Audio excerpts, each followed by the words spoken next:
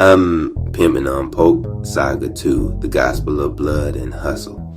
Chapter 1, the Bible's Voice. The night pressed heavy against Polk Street, thick with rain clouds that refused to break.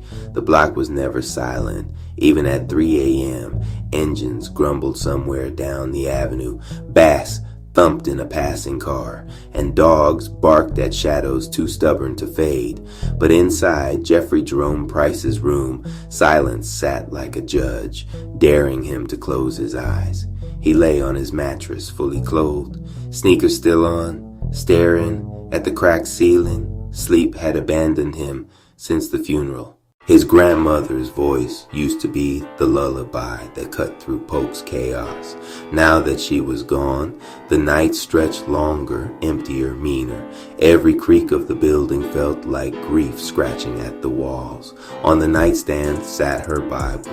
Its cover was worn, soft, corners bent, pages thinned from decades of fingers flipping, pausing, praying.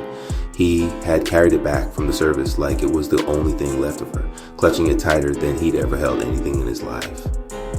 Tonight, it seemed to glow faintly under the lamp's weak light, as if daring him to open it. Jeffrey sat up, rubbing his face. His body felt heavy, but his spirit was restless. He reached for the Bible and laid it across his lap.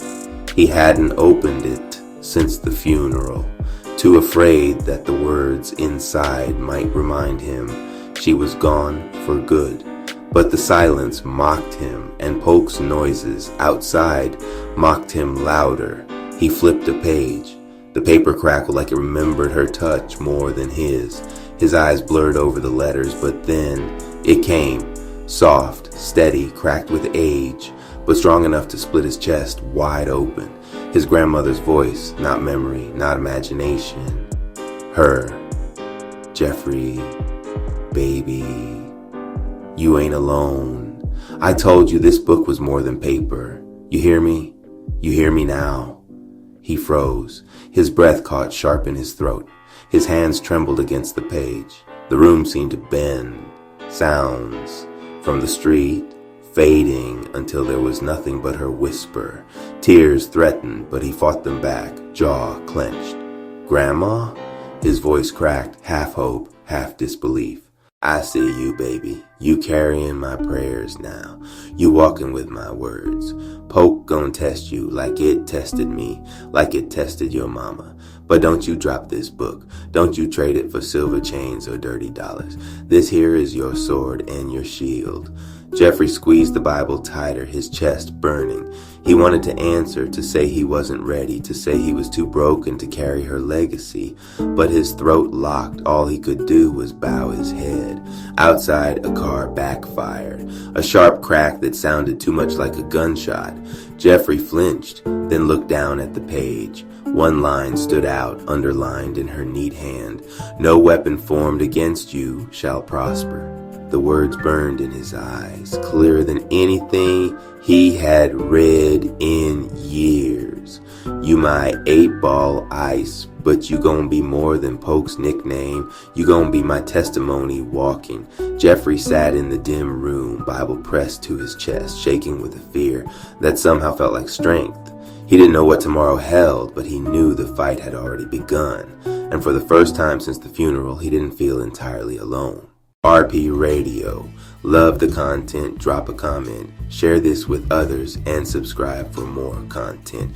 Cash App Rap Palace 210. Pimpin' on Polk, Saga 2, the Gospel of Blood and Hustle, Chapter 2, 𝐦𝐤𝐤𝐿's warning. The barbershop was alive before the sun. Polk men never slept long, not when money, trouble, and rumors worked graveyard shifts. Clippers buzzed, hot metal slicing through hair, with the rhythm of bees in a hive. The smell of talc powder and burnt ends floated heavy in the air, cut only by the grease-stained scent of fried fish drifting in from the diner across the street. Jeffrey slipped inside, Bible tucked under his arm. The bell above the door gave its tired jingle, announcing him to a room that didn't miss much. Heads turned, some with nods, some with smirks, some with eyes that wondered how long a man could keep carrying scripture without it.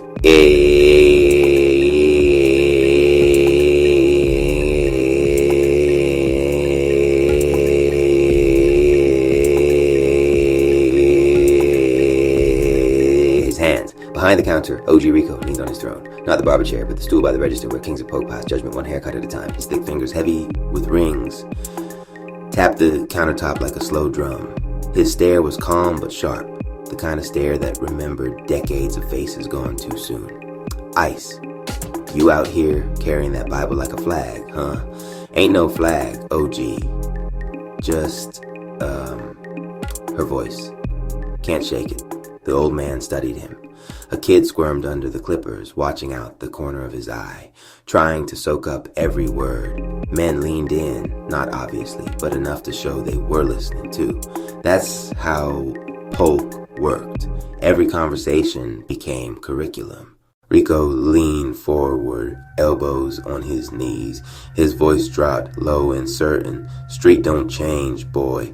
Don't care if you holding chains, dollars, or scripture. Street gon' be the street. Only thing that changes is what you willing to bleed for. Jeffrey nodded, though his chest tightened at the words. She keep whispering to me through it. Grandma, telling me I'm more than Polk's name for me. OG. Rico's eyes narrowed, thoughtful. Might be, but Polk don't clap for saints. Polk clap for blood. You stand with that book, you better be ready to pay the price. Not just your skin, Ice. Your respect, your people, maybe even Lola. At her name, Jeffrey's eyes flickered. He didn't answer, but the silence gave him away. Rico noticed, because Rico always noticed. He leaned back, rubbing a hand over his beard. I ain't telling you drop it. Hell, maybe you the fool Polk need. But hear me, Slick Rico, he ain't gonna let you walk around with her smile on you and that book in your hands. Jealousy's louder than scripture. He gon' move on you, and soon. The clippers buzzed sharp, a lock of hair falling like time being cut short. The kid in the chair swallowed hard, eyes wide at the sermon unfolding. Jeffrey stared at the Bible in his lap. Its pages felt heavier now, like bricks stacked for a foundation or a tomb. Then I guess I keep walking, OG. If it break me, it break me. If it sharpen me, it sharpen me. 𝐥𝐤𝐤𝐞 chuckled, though his eyes stayed hard. Good.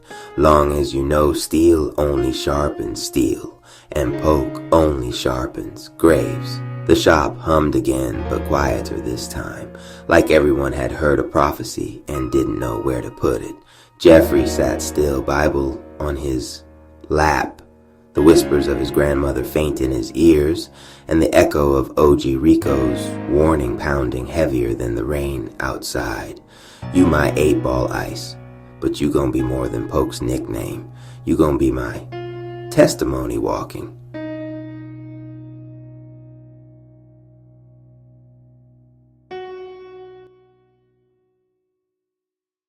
RP Radio. Love the content, drop a comment, share this with others, and subscribe for more content. Cash App, Rap Palace, 210. Pimpin' on Polk, Saga 2, The Gospel of Blood and Hustle, Chapter 3, Lola's Choice. The block moved slower on Saturdays, but Polk never slept. The market stalls spilled onto the sidewalks, vendors calling out prices for catfish and collard greens, kids darting through crowds with pockets full of soda money, and boom boxes battling for dominance on opposite corners. The smell of fried dough and engine smoke clung to the air like perfume Polk couldn't wash off. Jeffrey leaned against a lamppost near the corner store, Bible tucked inside his jacket. He wasn't preaching, wasn't posturing, just there. His eyes scanned the crowd with that calm stillness that made people whisper, some in respect, some in doubt. Then Lola stepped out of the shop. She moved like she carried her own music, hips swaying to a rhythm Polk didn't deserve. Her hair caught the sunlight, black silk shifting with each step. Conversations dipped when she passed, men pretending not to stare, but staring anyway. She spotted Jeffrey, and her lips curved into that quiet smile that hit deeper than a shout. And just like that, 𝐦𝐨𝐫𝐞 appeared. He strode from the opposite end of the block, chain-swinging shirt crisp, smile sharp as glass. His boys trailed him, puffing smoke and loud laughs, the kind that warned trouble was only a sentence away. He stopped dead center between Jeffrey and Lola, spreading his arms like he owned the pavement. "Lola, been looking for you. We going out tonight, yeah? You know I keep it slick for my queen." The crowd hushed, Polk leaning in. "I'm not your queen, 𝐦𝐤𝐤." The words cut the air cleaner than any blade. His grin faltered just for a second before he chuckled, trying to drown it in arrogance. "Come on, girl. You know better than to waste time on Bible boys." Jeffrey didn't flinch, didn't even blink. He just stood there calm as stone, letting the Bible press warm against his ribs. Lola's gaze swept the crowd, then returned to Jeffrey. She stepped forward, closing the space between them, and slid her hand into his. The motion was simple, soft, but Polk erupted. Whispers turned to gasp, gasp to laughter, laughter to shouts. 𝐦𝐨𝐫𝐞's jaw clenched. His boys shifted uneasily, watching their leader burn under the weight of her choice. His smile cracked into a sneer. "You pick him? Over me?" "Every time," Polk roared. Men slapped hands, women smiled knowingly. Kids who'd never seen a public stand like that stared with wide eyes. Jeffrey squeezed her hand once, steady, still silent. He did need words. The block had already heard everything it needed. 𝐦𝐨𝐫𝐞 backed away, but his eyes never left Jeffrey. They burned like gasoline waiting for a match. RP Radio. Love the content, drop a comment, share this with others, and subscribe for more content. Cash App, Rap Palace, 200 once team.